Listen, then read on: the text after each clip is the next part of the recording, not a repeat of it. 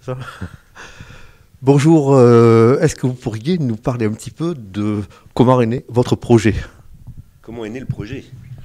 Le projet, il est né d'abord d'une envie de faire un film dans un univers, dans cet univers de la vigne, des grands domaines viticoles, parce que j'aime le vin et j'aime tout ce qui...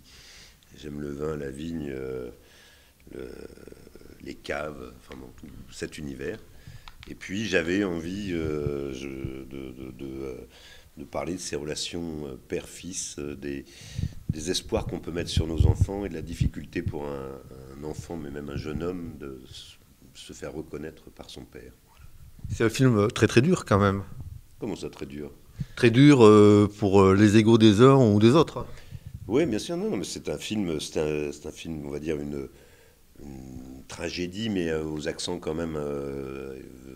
Il y a quand même, c'est pas une comédie, mais il y a de la tragicomédie. Il y a du. Bien sûr, ça se finit pas forcément très bien, mais enfin, il n'y a pas de. Il faut du conflit dans des histoires. Pour faire une belle histoire, il faut des conflits. Tout à fait. Et puis en plus là, ça n'implique pas seulement une famille, mais deux familles.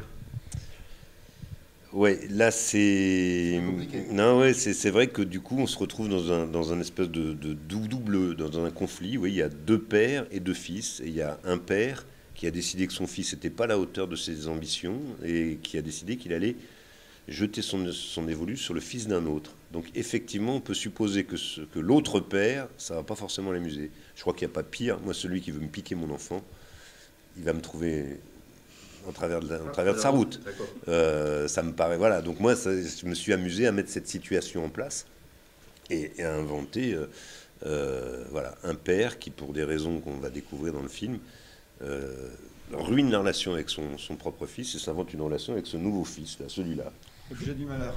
Justement, Nicolas, c'est vos grands débuts au 7e art. Ouais. Comment on peut dire que vous avez atterri dans ce projet? Est-ce que Ah bah, un peu par hasard, grâce à un ami, comédien, et la pub la pub entre acteurs, c'est pas une grande spécialité, mais voilà, j'ai des bons amis qui m'ont fait de la pub auprès de Gilles.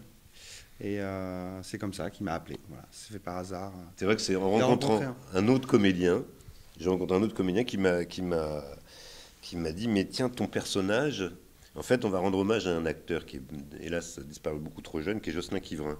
Et j'expliquais à ce comédien, je lui ai dit, je cherche une personnalité un peu à la Jocelyn Quivrin.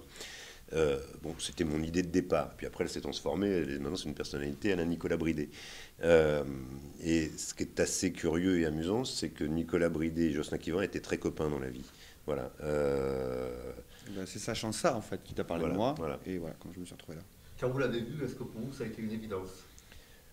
Ah, vous savez, le cinéma, ça se construit petit à petit. Mais c'est vrai que on a fait des essais, que le jour de ces essais, il était extrêmement stressé. Parce que c'est vrai que c'est un enjeu pour un comédien, c'est difficile. Nicolas, d'abord, c'est pas ses débuts, il a déjà tourné, fait plein de choses, mais plein de petites choses. Alors on les reconnaît pas, ces petites choses au cinéma. Là, c'est vrai que c'est un vrai rôle. Donc il y avait un gros enjeu, il était un petit peu stressé, mais j'ai senti que moi, il y avait ce que j'aimais dans ce personnage, il y avait la personnalité qui m'intéressait, d'un type à la fois qui peut être comme ça extrêmement sympathique, avenant, généreux, machin. Puis si on le tord un petit peu, mais c'est le personnage qui est comme ça, c'est pas lui. Mais si on le tord un petit peu, on peut tomber sur un ambitieux, un Rastignac, voilà. C'est peut-être plus facile de démarrer avec quelqu'un dont c'est le premier rôle et qui est, comment dire, modelable à souhait. Non, mais d'abord, non, moi je crois, non, non, moi j'ai pas cette vision-là de l'acteur. Mais c'est vrai que nous, avec la position du metteur en scène, c'est qu'on a quand même des. Alors, c'est pas, les acteurs sont pas des pantins, mais on fait ce qu'on veut. On les coupe, on en rajoute, on en remet. Voilà. Ce qui est important, c'est d'avoir une belle matière au début. C'est que l'acteur qui va interpréter votre texte ou ce que va vous livrer quelque chose d'intéressant, c'est ça. Parce que en fait, si vous en arrivez à diriger un acteur pour le modeler, c'est que vous avez pris un mauvais acteur. Parce que c'est qu'il il amène rien. Vous êtes obligé de le modeler comme la pâte à modeler. Et là, ça devient très triste. C'est beaucoup plus intéressant d'avoir un acteur qui va vous livrer quelque chose de formidable. Et puis vous, après, vous allez en garder les prises qui vous intéressent. Vous allez pouvoir l'aiguiller un petit peu plus dans un sens que dans un autre. C'est ça l'intérêt. Et non, donc moi, c'est pas de la pâte à modeler. Il a une vraie personnalité. Nicolas, une pépite? Une pépite, je sais pas, ça d'abord, vous savez, il faudrait que le film ait ce succès. Ouais, mais ça fait partie des révélations. On a besoin, on peut pas tourner toujours avec les mêmes. Tout à fait. Voilà, nous, on a besoin d'avoir un vivier de comédiens, donc d'agrandir. J'espère que ce film-là lui permettra d'en faire d'autres et voilà. Nicolas, qu'est-ce que vous retirez de cette première expérience? Extraordinaire. Simplement. C'est vrai. Ah bah, moi, j'étais ravi, hein, les acteurs. Ça reste Rupp, Chenet, Deutsch, c'est 3 personnes que je respecte énormément. J'étais extrêmement heureux, hein, de jouer, de travailler avec eux, de les voir travailler, de les suivre, de les observer, d'étudier. Voilà, c'est normal. Est-ce que ça vous a donné envie d'enchaîner rapidement? Bien sûr, ouais. bien sûr. Mais même je l'avais avant l'envie, hein, D'accord. déjà.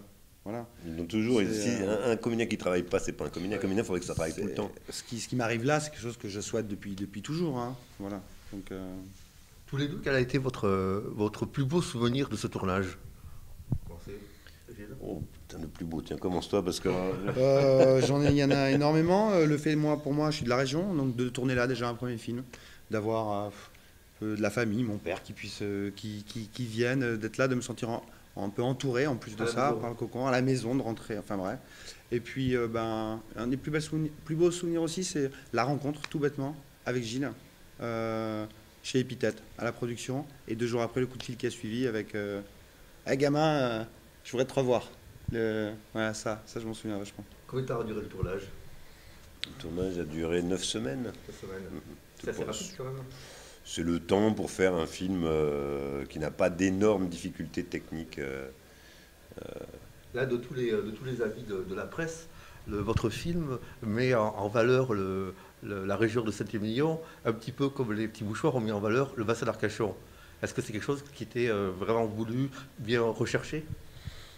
Non, moi j'ai pas. Enfin, j'aime ces régions, j'aime ces atmosphères. Donc on essaye de bien les filmer et tant mieux si ça met la région en valeur. C'est pas c'était pas un but en soi, mais c'est vrai que, enfin, en tout cas, si ça fait honneur à notre vignoble et voilà. Mais tant mieux, tant mieux, tant mieux. On rigole dans le film quand il y a la petite rivalité entre les différents vignobles bordelais avec un vignoble qui veut engager. Est-ce que vous avez eu des petites réflexions pendant le tournage amical, j'entends, entre disant pourquoi ça s'est pas tourné chez nous? Non, tourner chez nous, vous savez, c'est envahissant un tournage, mais c'est vrai que nous on a tourné au Clos Fourté à Saint-Émilion, qui est un des premiers grands crus de Saint-Émilion. Il y en a 12, je crois.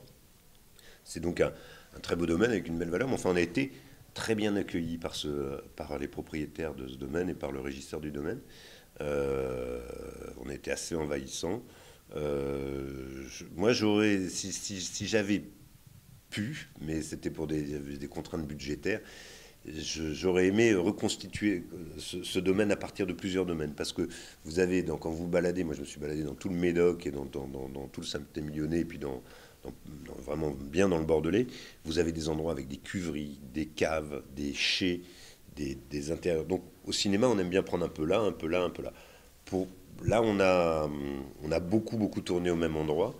Et c'est vrai si j'avais pu, je me suis amusé à aller chercher d'autres cuveries, parce qu'il y a des endroits qui sont extrêmement graphiques, extrêmement cinématographiques. Voilà. Mais bon, Pour la suite, peut-être? Non, je ne sais pas s'il y aura une suite à ça.